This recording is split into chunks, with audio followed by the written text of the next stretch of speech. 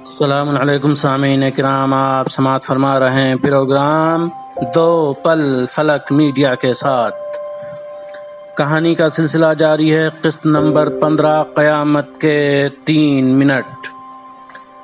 یہ بوڑھا انسان خریداری کرنے گیا ہوا تھا دکان پر، تو اس سپاہی نے کیا کام انجام دیا، ہم وہ بیان کر رہے تھے۔ سپاہی کہتا ہے، غرض میں نے اس دکاندار کو زیادہ قیمت نہیں دی۔ ہم دونوں دکان سے ایک ساتھ باہر آ رہے تھے۔ وہ بوڑھا انسان تو بہت خوش تھا کہ اسے کم قیمت پر لباس مل گیا تھا، لیکن مجھے بہت زیادہ غصہ آ رہا تھا۔ میں سوچ رہا تھا میں نے عجیب درد سر مول لے لیا۔ اس بار کربلا آ کر بالکل مزہ نہیں آیا۔ اچانک میں نے دیکھا کہ وہ بوڑھا انسان کھڑا ہوا اور امام حسین علیہ السلام کے روضے کی طرف اشارہ کر کے زبان بے زبانی سے میرے لیے دعا کر رہا ہے۔ جب میری فلم اس مقام پر پہنچی تو حساب والے فرشتے نے کہا، اسی بوڑھے انسان کی وجہ سے امام حسین علیہ السلام نے تمہاری شفاعت کی ہے اور تمہارے 5 سال کے گناہ معاف ہوئے ہیں۔ میرے نامہ اعمال کے سوئیوں صفحے آگے بڑھ چکے تھے۔ میں بہت خوش تھا اور خوش ہونا بھی چاہیے تھا، کیونکہ جو پھونک پھونک کر قدم رکھ رہا تھا ایک دم سوئیوں پیج آگے بڑھ گئے۔ بہت زیادہ خوش تھا میں۔ 5 سال کی ساری نیکیاں میرے حصے میں تھیں اور سارے گناہ ختم ہو چکے تھے۔ میری خوشی کا ٹھکانہ نہیں تھا۔ اب جو فلم شروع ہوئی میری، تو جوانی کے دوران شہر کی بسیج نامی فورس میں سرگرم عمل رہتا تھا۔ روز و شب اپنے دوستوں کے ساتھ تھا۔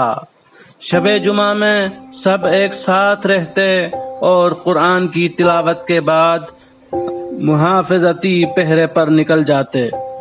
جس جگہ ہمارا قیام تھا اس کے پیچھے ایک قبرستان تھا۔ سردیوں کی رات تھی، زبردست برف باری ہو رہی تھی۔ اتنے میں ایک دوست بولا، کون اتنا بہادر ہے جو اس وقت قبرستان کے آخر تک چکر لگا کر آ جائے؟ میں نے کہا، اس میں کون سی بڑی بات ہے، میں ابھی جا رہا ہوں۔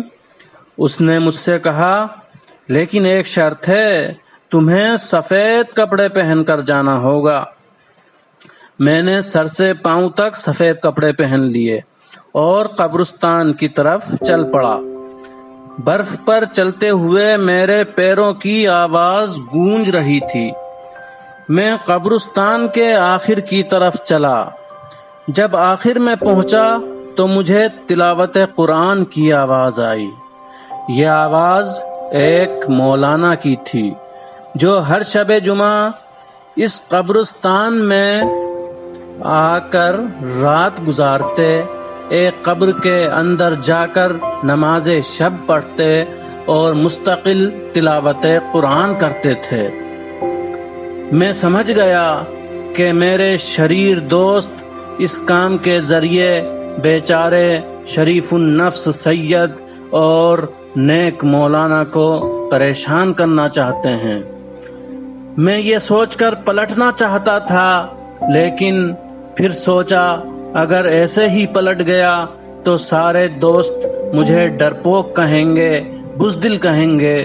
یہی سوچ کر قبرستان کے آخر تک چلتا چلا گیا۔ میرے پیروں کی آواز جتنی زیادہ مولانا سے نزدیک ہو رہی تھی، اتنی ہی مولانا کی آواز اونچی ہوتی جا رہی تھی۔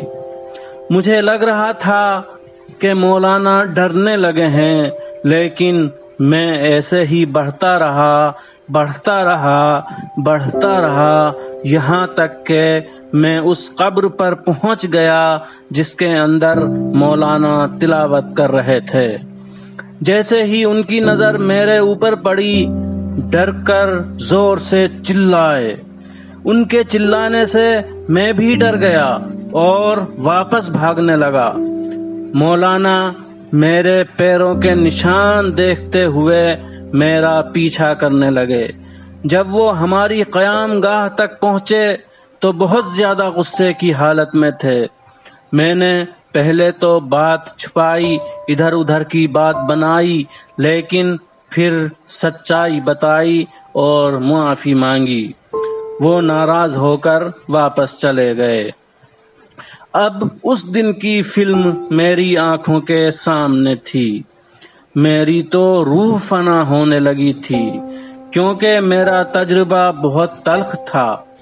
ہر بار ایک برائی سے سارے نیک اعمال ختم ہوئے جا رہے تھے۔ اب کیا ہوگا؟ اللہ اکبر! میں نے تو مولانا کو بہت اذیت دی۔ آخر اب اس کی سزا کیا ملے گی؟ میرے کتنے گناہ ختم ہوں گے یا کتنے نیک اعمال ختم ہوں گے؟ اب کیا ہوگا؟ اسی کشمکش میں ہے بیچارہ۔ اب سنیے آگے کیا ہوتا ہے اگلی قسط میں۔ داستان جاری ہے۔